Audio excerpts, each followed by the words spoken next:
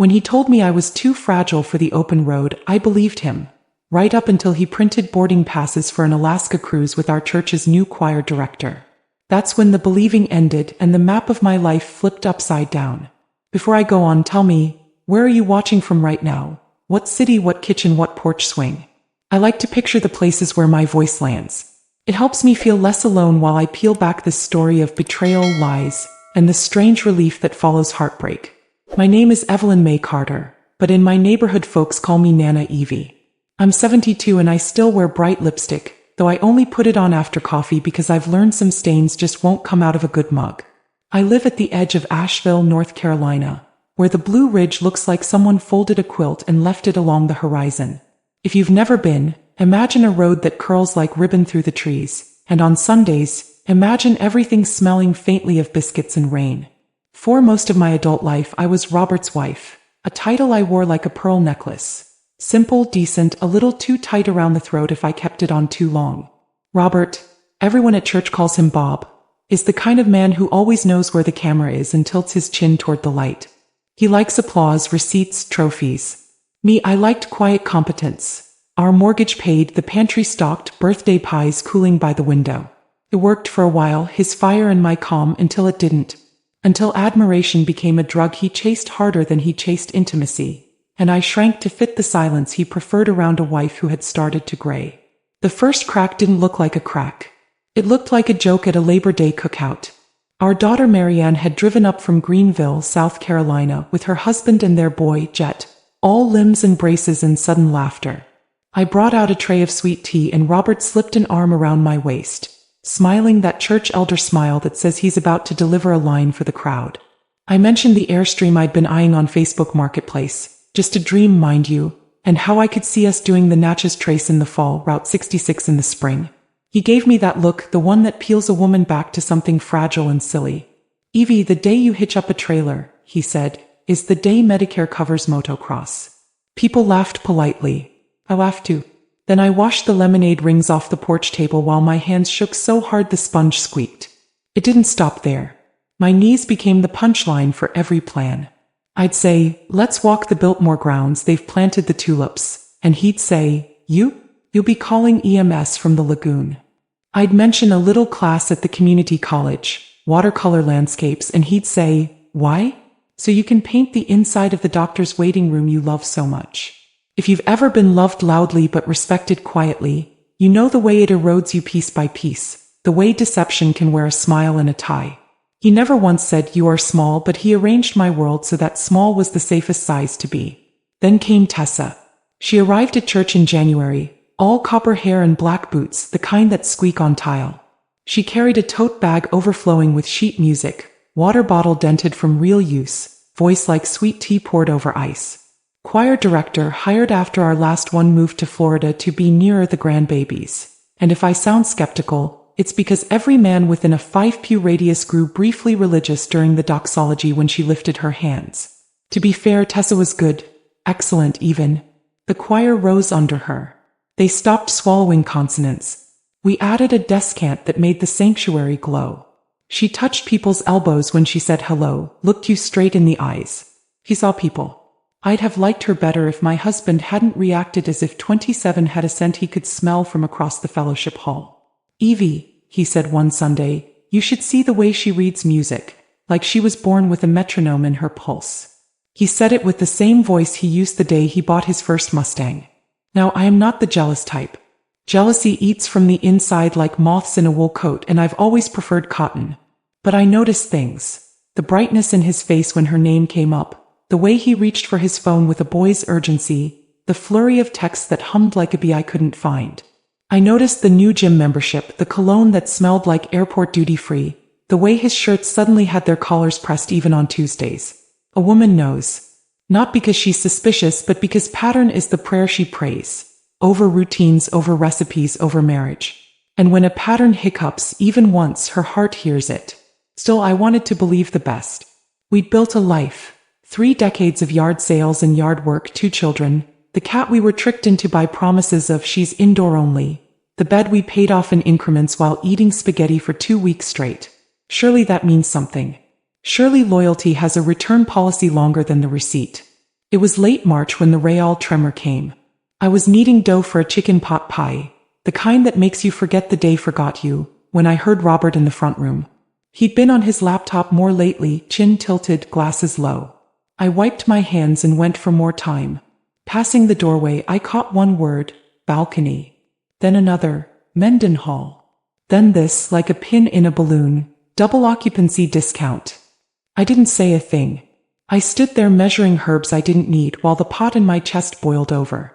Mendenhall Glacier is not the sort of place you say by accident if your head is anywhere other than an Alaska itinerary. And a balcony was not the sort of accommodation a man bought when he planned to sleep alone. I went back to my dough and patted the top of that pie with such gentleness you'd have thought it was a baby's back. That night I tried to hand him the better version of himself. I said, "Bob, I've been thinking about a road trip for us this summer. I could make a little list. Asheville, Nashville, Santa Fe, like a necklace of cities. We've never seen Monument Valley together." I wanted to say with me, but sometimes a woman knows that with me is a vulnerable thing and keeps it behind her teeth. He didn't glance up. "Road trips are exhausting, Evie. Gas is outrageous. Hotels are gross.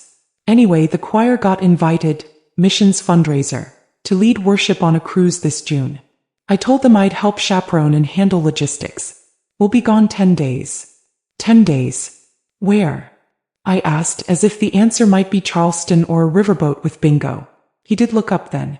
"Alaska," he said, and put a period in the air with his eyebrows, like the fact of it made any conversation disrespectful. "Alaska," I repeated. "You won't be cold?" "Tessa says you just layer," he said. "We'll have balcony cabins for team meetings and such." "Team meetings," I said, and I suppose the way I said it must have announced I am not a fool because he bristled. "You're reading into this," he said. "Don't be petty. You know your knees couldn't handle the excursions anyway. Those glacier walks are intense. If he'd left it at Alaska, I might have swallowed the whole thing and let it sit there in the pit of me like ice. It was the kneecaps again. The humiliation of being called delicate by a man who hadn't carried a laundry basket since 2011 that made me see red. The betrayal wasn't just in the destination. It was in the way he shrunk me to fit the size of his convenience. I didn't cry that night. I did what women do when deception enters through the front door and tries to sit on the good couch. I cleaned the kitchen. The countertops were already clean, but I scrubbed the toaster tray and the grout and the spot beneath the fruit bowl where banana stems like to leave shadows. When the house was humming, I sat and stared at the family calendar on the wall. The one with all the birthdays circled and trash pickup noted like it was scripture. My eyes hovered over June, over the little rectangle where I used to write vacation, and never did. That week proof came at me like junk mail. Not dramatic, just relentless. A confirmation email chittered from the printer because he'd left it on.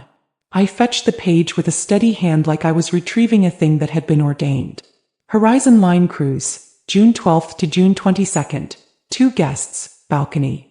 The bold had the price too, $6,742, minus a ministry discount. I guess the Lord was willing to subsidize my husband's view of the fjords. I folded the paper into thirds and slid it into my Betty Crocker cookbook under biscuits, which somehow felt on brand. I didn't confront him. Not yet. I wanted to be precise, like measuring flour by the spoon instead of dumping the whole bag and calling it rustic. The next clue wasn't even a clue. It was Marianne wearing worry like a borrowed coat. She called me while I was in the garden, my knees in the dirt she claimed would do me in. "Mom," she said.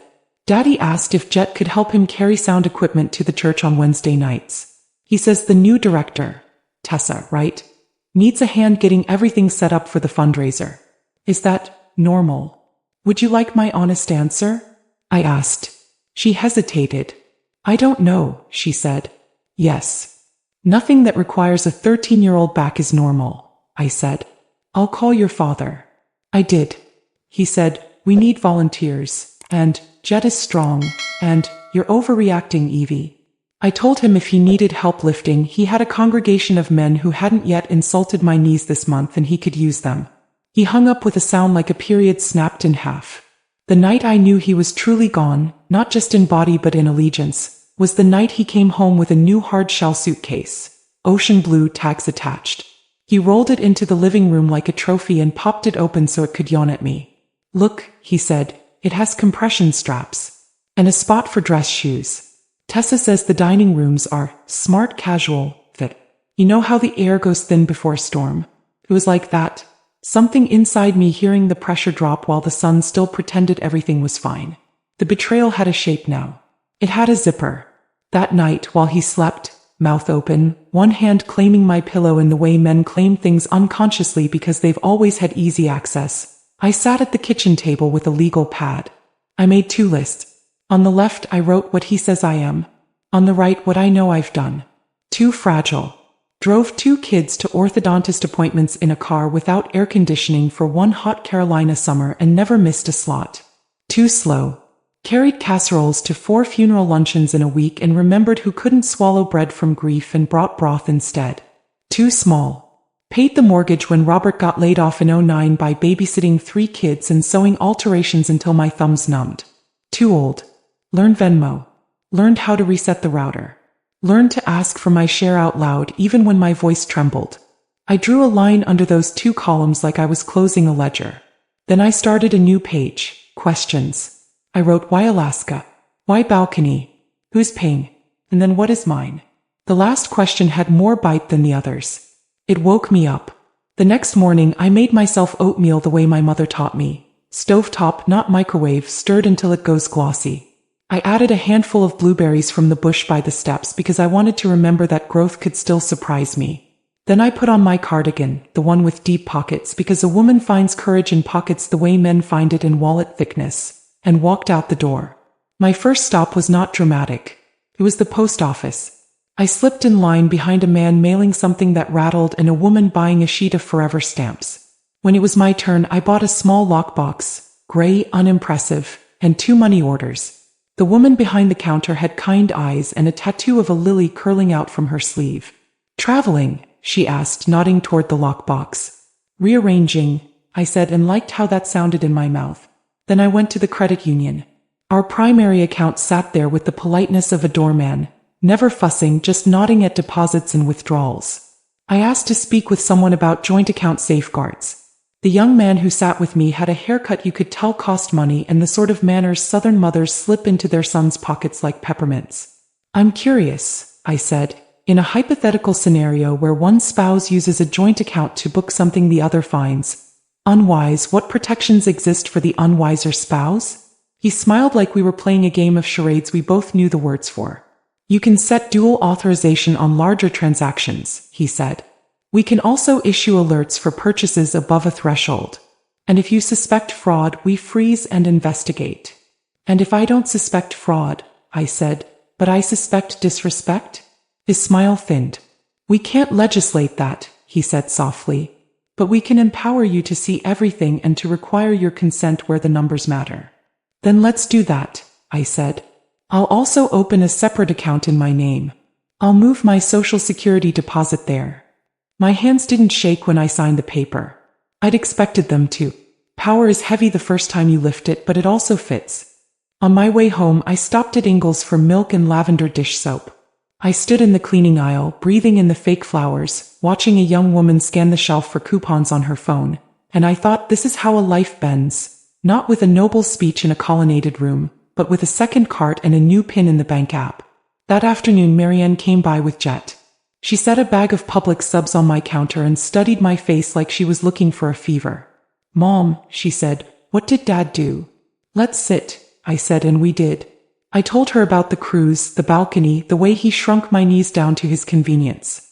I told her about the choir director in friendly terms, because women get pitted against women like it's Roman entertainment, and I refused to feed that particular lion. It wasn't Tessa I was married to. It was Robert. It was Robert's vows that cracked. I told Marianne everything except the printer page, because a mother doesn't always show the knife she's hidden if she hasn't yet decided where to place it. She stared into the condensation ring her soda left on the table. I'll talk to him, she said, and something inside me, a small bird, flapped. Don't, I said gently. Let him do what he thinks he's doing. Let him declare himself. That evening, I wandered the house like women wander their houses when they can't go outside the conversation they're having in their heads. I stood in the guest room we call the Blue Room because it is, and I imagined suitcases not being opened there. I stood in our bedroom in front of the closet where I keep a shoebox of letters he once wrote, back when people put feelings into envelopes. I held one to the light and wondered where the boy who wanted to see Chicago with me had gone. Maybe nowhere. Maybe he'd simply crawled inside a man who preferred a mirror to a compass. Days pulled me forward. April slid into May. The azaleas popped, then dogwood, then porch fan season. Robert started sleeping with the suitcase half-packed like a promise. He moved through the house like a man already telling vacation stories to himself. He started humming chants from YouTube videos of ships idling in port. Little hymns to leaving. One night, I heard him and Tessa on speaker while I was in the laundry room folding towels. I wasn't trying to listen, not at first. But their laughter was casual in a way you can't teach. They discussed dinner seatings and shore excursions and whether Denali was worth the bus ride. Then her voice softened like a palm smoothing a wrinkle. "We'll have time to debrief on the balcony," she said. I reserved the rooms side by side. "I'm glad," he said, and the way he said glad used up the air in the room. The towel in my hands was warm. I held it to my face and breathed through it like a person trying not to faint. I didn't cradle the pain. I categorized it. I filed it under. This is what he has decided his life will be. Then I wrote under it, in my mind, with a pen that never runs dry. This is what mine will be, an answer. A week later, Jet came by with a history project. Interview a grandparent about a moment when America changed in their lifetime. I laughed, not bitter. "You better get a second notebook," I told him, and we sat at the table where so many truths have been told, and I talked about rotary phones and the first time a woman in our neighborhood signed her own mortgage without a man in the room. When he left, I reached for the Betty Crocker book and pulled out the cruise confirmation. I set it on the table like evidence and thought, America changed when women like me stopped whispering. Then I thought, my America changes now. That night, I stood on the back steps with a sweater over my shoulders and the June air threading around my ankles. The mountain smelled like hay and wet leaves. A train somewhere far off blew its mournful horn. I pressed my palms together like a child about to pray and said out loud to no one and to God, I am not too fragile. I am precise. And that is the truth of betrayal that nobody tells you. The moment it lands, the blur in your mind evaporates. Your life becomes a checklist. The fog burns off and the road ahead, whether it's to Denali or to the courthouse or to the bank, is suddenly lit. It doesn't erase the heartbreak. It just gives it a direction. 3 days later, Memorial Day weekend, I put on my church dress even though it was Saturday. I wanted the feel of structure, the way a good seam pulls your shoulders back. I looked in the mirror at a face that has outlived vanity but not style, and I said, Evie, you have been a good wife. You can also be a good witness. I took the cruise paper. I took my legal pad. I took the lockbox. When Robert came into the kitchen with his ocean blue suitcase and set it by the door like a drumbeat, I was sitting where I always sit when truth is about to happen. Center chair facing the window with the maple tree throwing lace on the table.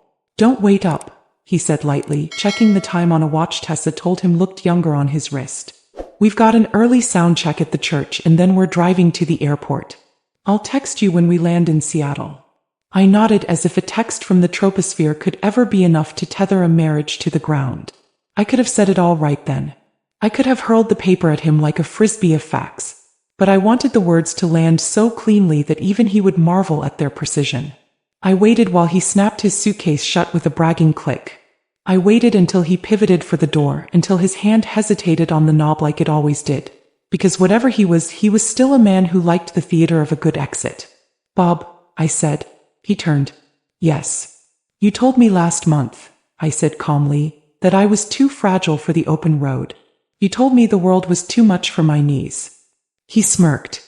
It is Evie. I'm trying to protect you. I smiled then, the kind of smile you clean your teeth for. I don't need protection, I said. I need respect. He rolled his eyes, the way men do when they smell a speech coming and wish it smelled like steak instead. Have a good trip, I said, and I meant it the way a judge means good luck. After the door closed, the house made a small sound. Silence settling. It didn't feel empty. It felt like room. Like the pause in a hymn before the last amen, when everyone gathers one more lungful of air and knows they're about to mean it. I made coffee. I took a slow sip. The mug left a lipstick print like a seal. Then I opened the lockbox and began what I was always best at, long before Robert forgot to be careful with me. I made a list, and the list was a plan. When Robert's suitcase rolled out the door, I thought the silence would hurt. But it didn't. It rang like a bell. Pure. Unavoidable. The thing about betrayal is it gives you clarity. Once you know you've been lied to, you stop living on the maybe. There is no, perhaps he didn't mean it. There is no, maybe it's in my head. There's just fact. And the fact was, my husband was off to Alaska with a woman half his age, and I was home with a lockbox, a legal pad, and 37 years of experience keeping a family afloat. I started small. A shoebox under the bed small.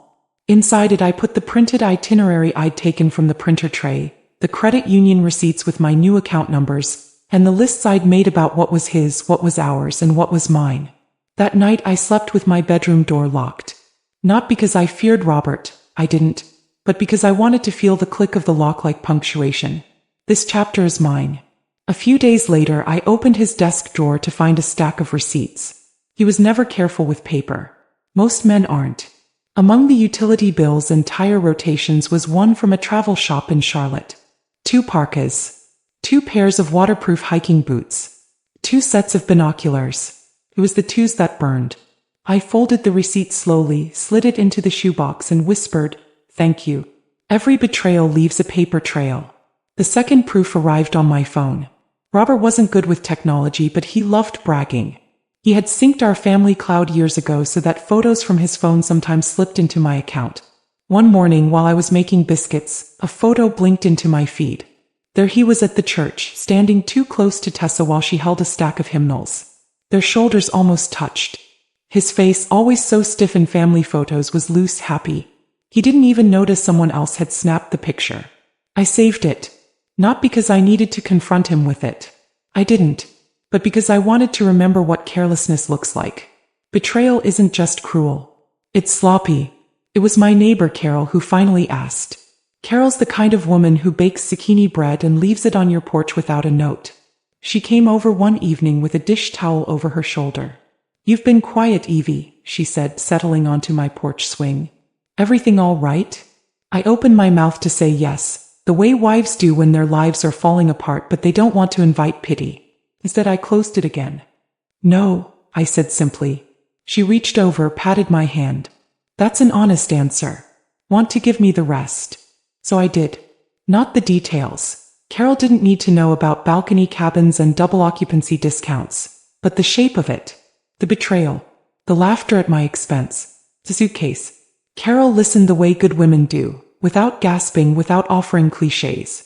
When I finished, she said, "Don't let him make you small. You're bigger than this valley." Her words stuck to me. Bigger than this valley. I thought about the mountains that hem us in, their blue ridges sharp against the sky, and I realized that valleys only look small when you climb high enough. The next week I took my first step out of the valley. Robert had a set of golf clubs he polished more often than he polished his vows. They leaned in the garage corner, gleaming even when the lawn mower rusted. I called a local sporting shop. A young man came out, inspected the clubs, and named a price. I didn't haggle. When he carried them out, I felt my knees go weak, but not from age. From release. One more chain gone. I took the cash, placed it in the lockbox, and wrote on my list, "Golf clubs, sold." Marianne stopped by again with Jet in tow. She saw the cleared space in the garage. "Where are Dad's clubs?" she asked carefully. "Gone," I said. "Mom," she said, her voice breaking, "are you really?" "Yes," I said. "And before you ask, I'm fine." She sat down hard on the steps, staring at me like she'd just met a new woman. Maybe she had. "Promise me one thing," she said. "Don't let him talk you out of whatever you're planning. He's good at making you doubt yourself." I hugged her. "He can't anymore," I whispered. "The doubt's gone. What's left is direction." The scariest door I opened wasn't Robert's desk or the garage. It was the law office downtown. A brass plate on the door read Margaret K. Hollis, attorney at law. Inside, Margaret was a woman my age, hair silver, eyes sharp. I told her everything. The years of small humiliations, the Alaska trip, the receipts, the photo. She listened, nodding slowly. When I finished, she said, "You've already done the hardest part. You stopped excusing him. Now we just need to put the paperwork in place." "Paperwork," I repeated, the word tasting both terrifying and sweet. She slid a packet across the desk. "Divorce. You don't have to file today. But when you're ready, the lines are already drawn." I stared at the packet, my hands steady. Draw them, I said. I'm ready. That evening, Robert called from Seattle. His voice was brisk, distracted. Everything all right back home? He asked, like I was just a caretaker for his houseplants. Everything's fine, I said evenly. I didn't tell him about the lawyer, or the golf clubs, or the shoebox under the bed growing heavier with proof. In the background I heard laughter. A woman's. He covered the phone too late. My heart didn't break. It hardened. Enjoy Alaska, I said and hung up. After the call, I sat at the kitchen table, the place where all my turning points seemed to happen. I opened the lockbox, slid the day's receipts and notes inside and locked it again. Then I poured myself a glass of sweet tea, leaned back in my chair and whispered into the quiet house. When you come home, Robert, nothing will be waiting. Not your clubs. Not your accounts. Not your obedient wife. Nothing but the echo of your own footsteps. And for the first time in decades, I believed my own words. The first time I sold something of his, it felt like a tremor under my feet. By the third, it felt like solid ground. Every marriage has a ledger, whether anyone writes it down or not. Decades of who paid, who cooked, who bent, who broke. Robert never wrote in that book, but I did. Not on paper, on my body, on my back, in the lines of my face. Now, finally, I was ready to balance it. One night, after brushing my teeth with the lavender toothpaste I buy only when he's out of town, because he says it tastes like flowers and God forbid my mouth bloom, I pulled out my legal pad and made a fresh list. Golf clubs, gone. A joint account, secured. Lawyer retained. I tapped the pen against the paper, thinking, what else did he love? What did he flaunt the way a man flaunts a second youth? The answer came quick. His Mustang convertible. Cherry red, leather seats, a car he polished until his reflection winked back. That would be next. Selling the Mustang wasn't as simple as selling the golf clubs. It was registered in both our names. But both names gave me rights and I had a title tucked in the safe. I drove it to a dealership on a Friday morning.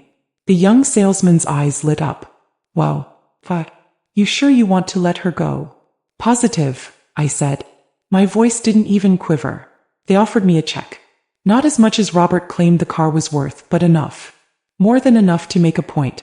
When I got home, I slid the check into my lockbox and wrote another line on my list. Mustang sold. I stood at the window watching the empty driveway. I half expected to feel regret, but all I felt was air, room to breathe. The house itself loomed in my thoughts. Our biggest asset, yes, but also my sanctuary. I didn't want to sell it. Not yet. But I wanted to know my options. I called Margaret, my lawyer. If I wanted to keep the house, I asked, could I? With your accounts secured and his spending habits exposed, yes, she said. Judges don't look kindly on men funding vacations with girlfriends while their wives stay home. The word girlfriend made me wince, though Margaret didn't know she'd handed me a knife. Then I'll keep it, I said. This house is mine. My children grew here. My garden grows here. He can take his balcony views. I'll take my porch swing. While Robert played tourist in Alaska, I began to play something else. Myself. I signed up for a painting class at the community center. Walked in with my hair pinned back and a canvas under my arm, feeling younger than my years. The teacher, a cheerful man with paint on his shoes, looked at my first attempt and said, "You've got an eye for this." No one had complimented me like that in years. Not about my usefulness. Not about my patience. About me. I smiled all the way home. The next week, I joined a group of ladies for a day trip to Cherokee. We wandered shops, ate fry bread, laughed until our sides ached. For the first time in years, I wasn't checking the clock, worrying about Robert's scowl if I came home late. Freedom, I discovered, doesn't need a passport. Robert called twice more from Alaska. The first time his tone was brisk.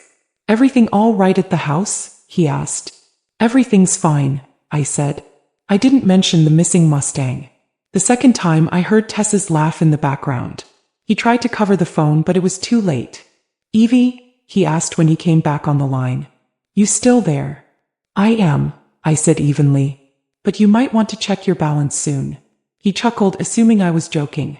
He always underestimated me. In his absence, I poured myself into the garden. Tomatoes, basil, lavender. I dug until my knees ached, and still I dug because the earth doesn't lie. You put in a seed and it grows or it doesn't, but it never sneaks off to Alaska behind your back. Every sprout felt like proof. Growth is possible no matter the season. One evening Marianne came by. She stood at the edge of my garden, arms folded. "You look different, Mom," she said softly. "I feel different," I admitted. "Stronger." "Yes," I said. "Finally." 1 week before Robert's return, I went to the lawyer again. She slid another folder across the desk. "These are the papers," she said. "All we need is your signature. He'll be served the moment he walks back in the state." I took the pen, signed my name, and felt the ink burn into the page. Not with anger, but with clarity. For decades, I'd been shrinking myself to fit inside his shadow. With each stroke of that pen, I stepped back into the light. That night, I brewed myself a pot of tea, sat by the window, and watched the mountains fade into dusk. I whispered to myself, when he comes home, he won't find me. He'll find the woman he thought he buried. And she doesn't kneel anymore. I sipped my tea, the steam curling like smoke, and felt the truth settle in my bones. The reckoning was coming. Quite precise. The strangest thing about Robert's absence was how light the house felt. For years, every room had carried the weight of him. His footsteps, his sighs, his criticisms. But once that suitcase rolled out the door, the air shifted. Silence didn't feel like emptiness. It felt like space.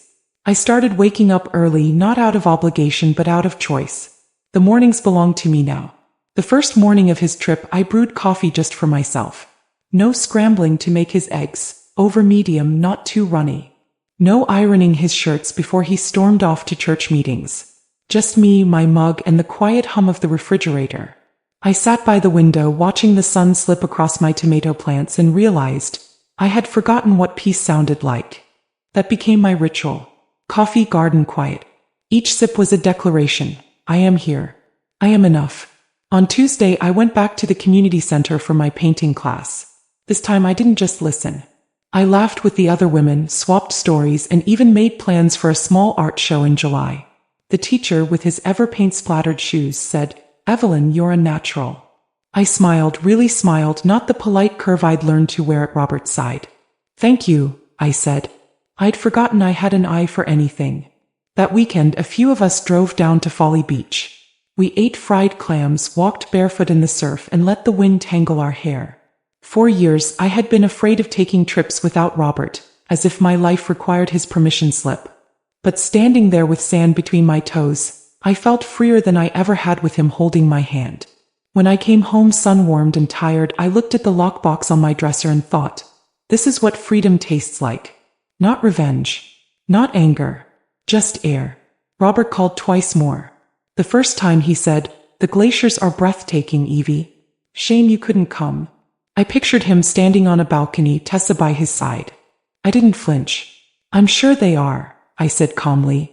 "Did you check the driveway yet?" He chuckled, distracted. "What do you mean?" "You'll see," I said and hung up. The second time he asked, "Everything's fine with the accounts, right?" "Yes," I said. "Everything's fine. Just not for you." There was a pause, then the first crack in his confidence. But he quickly covered it with a laugh, muttering something about weak Wi-Fi. I let him believe his world was intact. The reckoning would come soon enough. In his absence, I did things I'd always shelved. I pulled out an old cookbook and baked my mother's peach cobbler, the one Robert always said was too sweet. I ate 2 slices with whipped cream and licked the spoon. I dug through the attic and found boxes of family photos Robert never wanted displayed. I arranged them on the mantel, each frame a silent rebellion. I even lit lavender candles in the living room, candles he used to claim gave him headaches. The house smelled like me again. One evening Marianne and Jet came by. We ate supper on the porch, fried chicken, mashed potatoes, and green beans from my garden. "Grandma," Jet said between bites, "you seem happier." I laughed softly. "That's because I am, sweetheart." Marianne studied me, her brow furrowed. "Mom, what happens when he comes back?" I sipped my sweet tea, the ice clinking against the glass. "When he comes back, he'll find a house that isn't waiting for him anymore." Marianne reached for my hand. "You're stronger than I realized." "I'm stronger than I realized too," I admitted. At night, I sat on the porch swing listening to the crickets. The mountains breathed around me, steady and old. I thought about all the years I'd spent shrinking myself, folding my dreams into corners so Robert could shine. And I thought about the woman I was becoming. Steady, clear-eyed, unafraid. The betrayal still burned, but it also gave me something unexpected. Permission. Permission to live for myself. Permission to stop asking for respect and start demanding it by my actions. The last week of his trip, I went back to Margaret's office. She slid another folder across the desk. All filed, she said. When he comes back, the papers will be waiting. I nodded, my heart steady. That night, I sat at the kitchen table with the lockbox open. Inside were the receipts, the check from the Mustang, the photo of him with Tessa, and the divorce papers. I whispered to myself, "You thought you left me waiting. But I was preparing.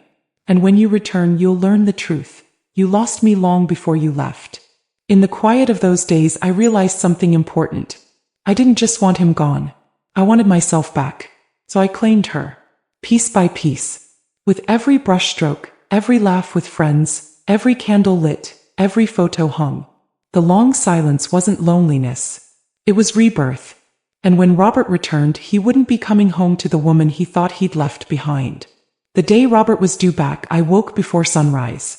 Not from nerves, but from readiness. For weeks I had rehearsed the scene in my head. The crunch of tires on the gravel, the front door swinging open, his voice filling the hallway as though he still owned it. In every version I didn't falter. And when the day came, I didn't. At noon I heard the taxi pull up. Gravel scattered beneath its tires. My heart didn't race, not the way it used to when he came home from trips. No nervous flutter, no eager anticipation. Just a calm certainty, like the sky before a storm breaks. The door swung open. Robert strode in, suitcase in one hand, duty-free bag in the other. His face was tanned, smug, his shirt crisp despite the long flight. He smelled of cologne I didn't recognize. Something sharp and foreign, the kind men buy when they want to pretend they've started over. "Well," he said, dropping his bags in the hall. "Home sweet home." I sat at the kitchen table, hands folded, watching him.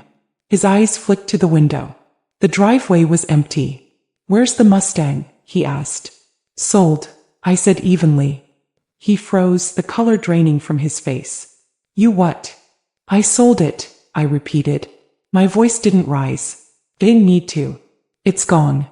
He laughed, the way men laugh when they're trying to reassert control. "You can't just sell my car." "Our car," I corrected. "And yes, I can." He set his jaw. "Fine. I'll just move money from the account. We'll buy another." I leaned back, calm as stone. "There's no account anymore." I withdrew it. Every dollar. "It's mine now." The suitcase handle slipped from his hand. The thud echoed through the hallway. You emptied it?" he stammered. "Yes," I said. "All of it." He stepped toward me, voice low, dangerous. "You won't get away with this. I won't allow it." I almost laughed, but instead I smiled. "That's the problem, Robert. You've spent decades thinking I needed your permission. But I don't. Not anymore."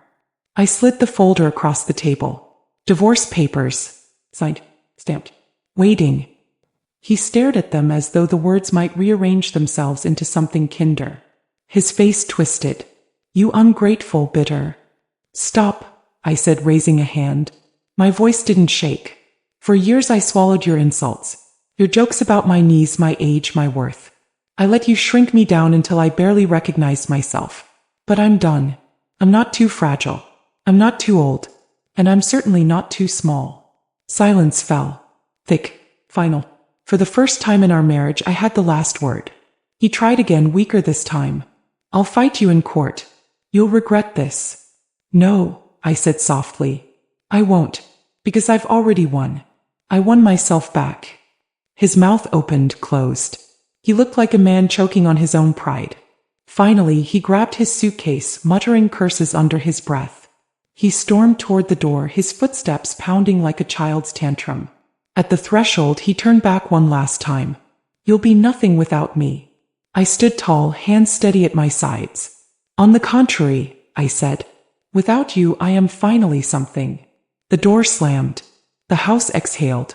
For the first time in decades, it wasn't filled with his demands, his criticisms, his sighs. It was filled with quiet. I sat back down at the kitchen table, the same spot where I had once cried over his cruel jokes. No tears came this time. Only peace. The reckoning was over. That evening I walked through the house room by room. In the living room I lit a lavender candle. In the hallway I hung the family photos he never wanted displayed. In the bedroom I placed fresh sheets on the bed, not for him but for me. Each small act was a reclamation. The house wasn't his anymore. It was mine. Later I sat on the porch swing, the sun dipping low, the mountains stretching out before me. I thought about Italy, about Alaska, about all the dreams he'd stolen.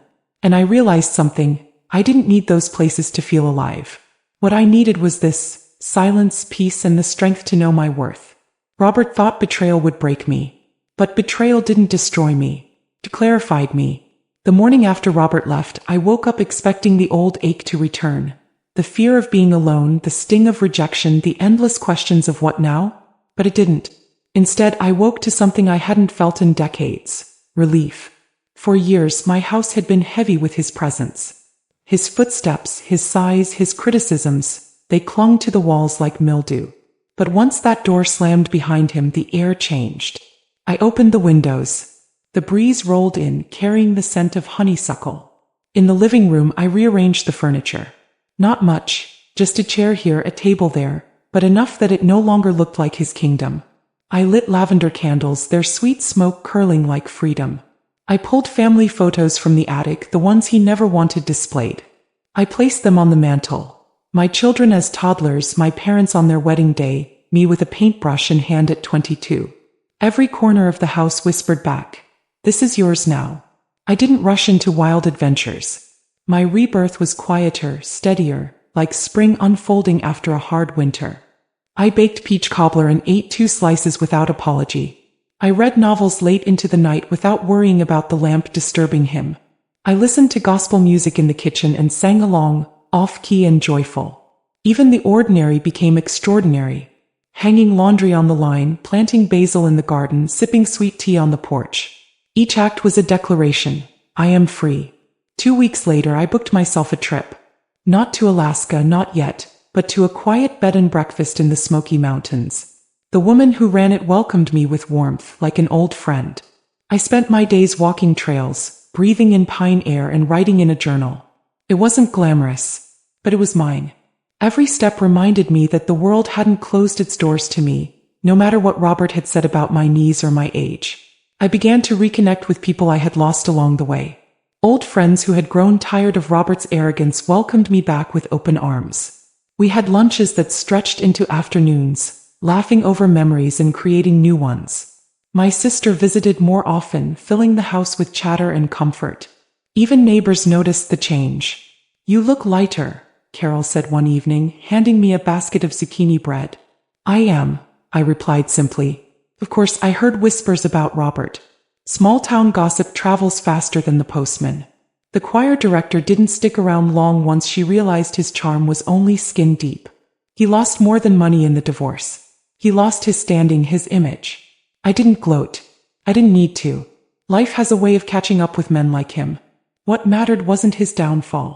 What mattered was my rise. One evening, I sat on my porch as the sun dipped low, painting the sky pink and gold.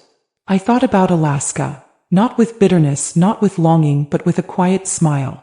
I realized I didn't need Alaska to prove anything. If I wanted to go one day, I could.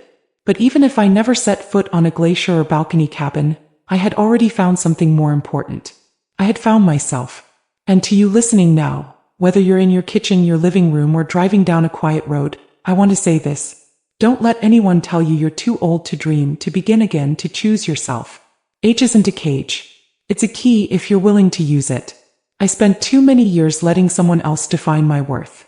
But when Robert walked out, I finally remembered something I should have known all along. I was never too fragile. I was never too small. I was never too old. I was timeless. So here I am telling you my story. Not as a victim, not as a bitter ex-wife, but as a woman reborn. My husband took a cruise to Alaska with another woman. I stayed home, sold his car, emptied our accounts, and filed for divorce. When he returned, he found nothing waiting for him. Not his Mustang, not his money, not his obedient wife. And though he thought Alaska would be his triumph, it turned out to be mine. Because Alaska without me was just a trip. But Alaska without him was the beginning of my freedom. Now before I close, I'll ask you again. Where are you watching from? I like to picture this story traveling farther than Robert ever did, reaching more people than his charm ever could. And maybe, just maybe, inspiring someone out there to realize it's never too late to choose yourself.